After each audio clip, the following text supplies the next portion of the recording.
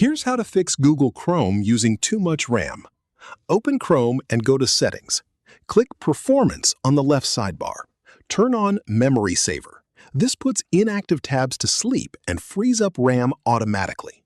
Scroll down to the System section and turn off Continue running background apps when Google Chrome is closed. This stops Chrome from using memory even when you are not browsing.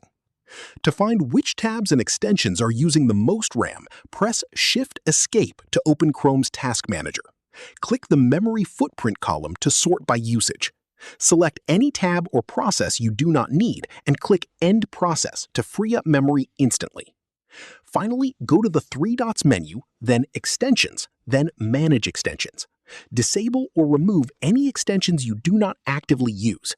Each one runs its own background process and contributes to high RAM usage.